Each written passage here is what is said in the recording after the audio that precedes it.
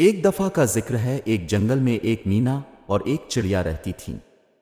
دونوں کی آپس میں بہت دوستی تھی۔ وہ مل کر کھیلتی اور مل کر کام کرتی۔ ایک دفعہ چڑیا اڑتے اڑتے دور جا نکلی۔ اسے پیاس لگی تو وہ ایک پہاڑ میں سے بہتے ہوئے چشمے سے ٹھنڈا پانی پینے لگی۔ اس پہاڑ میں سے چند قطرے اس کی چونچ پر آن پڑے۔ اسے اپنی چونچ بھاری بھاری محسوس ہونے لگی۔ اس نے اپنا سر جھٹکا مگر چونچ پر پڑا وزن کم نہ ہو سکا۔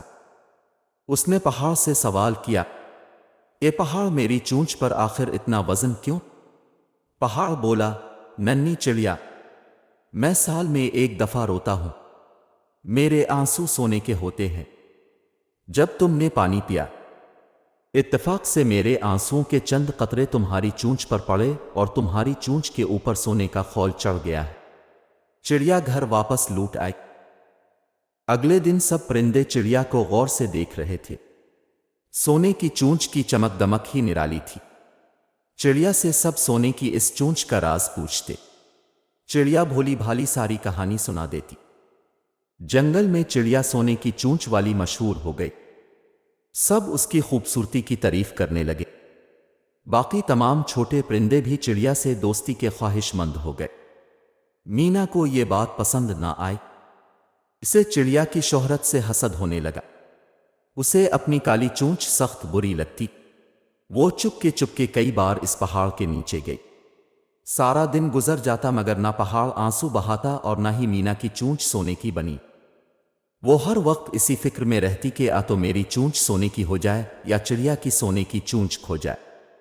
چڑیا مینا کی حسد بھری نظروں سے بے خبر تھی۔ ایک دن مینا چڑیا کے گھر آئی اور بولی، چڑیا بہن، کسی زمانے میں ہم دونوں میں کس قدر پیار تھا، مگر جب سے تمہاری چونچ سونے کی بنی ہے تم نے مجھے بھلا ہی ڈالا۔ چڑیا بولی، مینا کیسی باتیں کرتی ہو، میری چونچ ضرور سونے کی بن گئی ہے مگر میں نہیں بدلی ہوں، تم دل برا مت کرو۔ مینا بولی، اگر یہ بات ہے تو کل رات کا کھانا تم میرے ساتھ کھاؤ، مل کر خوب باتیں کریں گے، کھیلیں گے اور پیڑ کی شاخوں پر جھولا جھولیں گے۔ چڑیا نے کہا، ضرور، کل میں شام کو ہی تمہارے ہاں آ جاؤں گی۔ رات کو واپسی پر جگنو خالو مجھے میرے گھونسلے تک چھوڑ دیں گے۔ مینا چڑیا سے وعدہ لے کر پھر سے اڑ گئی اور سیدھی ڈاکٹر لومڑی کے پاس جا پہنچی۔ ڈاکٹر لومڑی نے مینا کو دیکھ کر کہا، آؤ مینا، کیسے آنا ہوا؟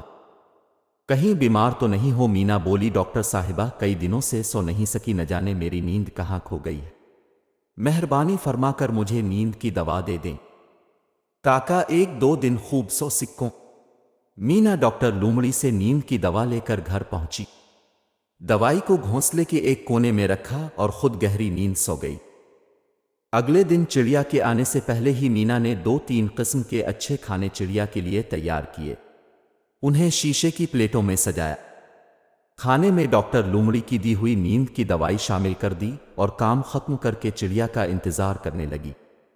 بیچاری چڑیا ندی پر جا کر خوب نہائی، پروں میں کنگھی کی، آنکھوں میں سرما لگایا اور اپنی سونے کی چمکتی ہوئی چونچ کو خوب چمکایا اور مینا کی طرف چل پڑی۔ راستے میں بکری سے پھول لیے تو بکری بولی، واہ چڑیا، آج تو پوری ہی سونے کی لگ رہی ہو، کیا کسی شادی میں جا رہی ہو؟ چڑیا نے مینا کی دعوت کے بارے میں بتایا اور پھول لے کر چل دی۔ راستے میں ایک درخت پر جگنو خالو نیند کے مزے لے رہے تھے۔ چڑیا نے ان کے کان کے پاس جا کر زور سے چوں چوں کی تو وہ ایک دم سے ڈر کر جاگ گئے۔ چڑیا ہنس دی اور جگنو خالو کو تاکید کرنے لگی کہ رات کو واپسی پر مینا کے گھر سے مجھے میرے گھر تک پہنچا دینا، کیونکہ راستے میں اندھیرا ہو جائے گا۔ جگنو خالو نے چڑیا سے وعدہ کر لیا اور چڑیا خوشی خوشی مینا کے گھر جا پہنچی۔ دونوں سہیلیاں بہت پیار سے ملے، کافی دیر بیٹھ کر باتیں کرتی رہے۔ پھر مینا نے چڑیا کو کھانا پیش کیا۔ چڑیا کو چاول کے دانوں کی کھیر بہت پسند آئی اور اس نے خوب جی بھر کر کھایا۔ مینا پاس بیٹھی چڑیا کو اصرار کر کے اور کھلاتی رہی۔ تھوڑی دیر بعد چڑیا کو اپنا سر بھاری محسوس ہونے لگا، آنکھیں نیند سے بھرنے لگیں۔ چڑیا نے پر ہلا کر اڑنا چاہا مگر نیند کی دوائی اثر کر چکی تھی اور چڑیا بے ہوش ہو گئی۔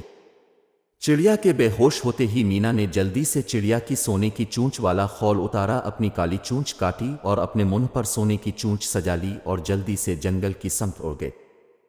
خالو جگنو مینا کے گھونسلے کے باہر کافی دیر تک چڑیا کا انتظار کرتے رہے، مگر چڑیا گھونسلے سے باہر نہ آئے۔ چونکہ جگنو چڑیا سے گھر چھوڑنے کا وعدہ کر چکا تھا، اب وہ کسی صورت اپنا وعدہ نہیں توڑنا چاہتا تھا، کیونکہ کسی سے بھی وعدہ کرو تو ہمیشہ پورا کرو۔ اسی لیے وہ مینا کے گھونسلے کا دروازہ کھٹکھٹانے لگا، لیکن اندر سے کوئی جواب نہ آیا۔ گھونسلے کے اندر کی خاموشی سے جگنو کو کسی خطرے کی بو محسوس ہونے لگی۔ جگنو خالو گھونسلے کے اندر داخل ہوئے تو انہوں نے دیکھا چڑیا بے ہوش پڑی ہے۔ انہوں نے جلدی سے چڑیا کے منہ پر پانی کے چھینٹے مارے۔ چڑیا نے تھوڑی سی حرکت کی اور آنکھیں کھول دے۔ خالو جگنو نے پوچھا، چڑیا تم کون ہو؟ چڑیا بولی، خالو جان آپ نے مجھے پہچانا نہیں، میں سونے کی چونچ والی آپ کی بھانجی چڑیا ہوں۔ جگنو خالو بولے، مگر تمہاری چونچ تو سونے کی نہیں ہے۔ چڑیا نے گھبرا کر چونچ پر پنجہ مارا تو اسے اپنے ناک کے پاس باریک سی چونچ محسوس ہوئی۔ وہ بھاری بھرکم سونے کا خول غائب تھا۔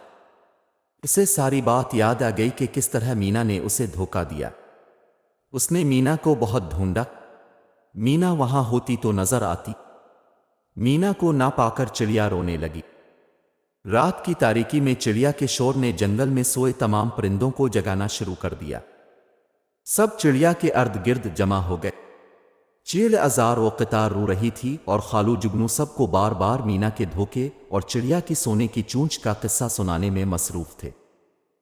سب پرندوں کو مینا پر شدید غصہ تھا کہ آخر مینا نے اپنی دوست چڑیا کے ساتھ ایسا دھوکہ کیوں کیا۔ مینا کو جنگل میں ہر طرف تلاش کیا گیا مگر مینا نہ ملی۔ ہر پرندہ اور جنگل کا جانور چڑیا کو انصاف اور مینا کو سزا دلوانا چاہتا تھا، اسی لیے زور شور سے مینا کی تلاش جاری تھی۔ چڑیا کو بے ہوش پڑے دیکھا اور سب سے بڑا ثبوت تو مینا کی سونے کی چونچ تھی جو چمک رہی تھی۔ مینا شرمندگی سے سر جھکائے کھڑی تھی۔ تمام پرندے شیر بادشاہ سے چڑیا کو انصاف دلانے کی درخواست کر رہے تھے۔ شیر نے تمام گواہیاں سن کر چیتے اور ہاتھی سے مشورہ کیا اور ڈاکٹر لومڑی سے کہا کہ مینا کی سونے کی چونچ اتار کر ابھی چڑیا کو واپس لگا دو۔ ڈاکٹر لومڑی نے حکم کی تعمیل کی اور مینا کی چونچ اتار کر چڑیا کو واپس لگا دی اور مینا کو چھوڑ دیا گیا کیونکہ اس نے اپنی سزا کا بندوبست خود کر لیا تھا۔ جب اس نے اپنی کالی چونچ کاٹ کر سونے کی یہ چونچ لگائی تھی، اب مینا پورے جنگل میں شرمندہ سی بغیر چونچ کے پھرتی ہے، نہ ٹھیک طرح سے دانا چگ سکتی ہے اور نہ کیڑے مکوڑوں کا شکار۔ اب اسے اپنی حرکت پر بہت افسوس ہے مگر اب پچھتائے کیا ہوتا جب چڑیاں چگ گئی کھیت۔ ساتھیوں، کسی کی اچھی چیز دیکھ کر اپنی چیز کو برا مت سمجھو اور کسی سے حسد مت کرو۔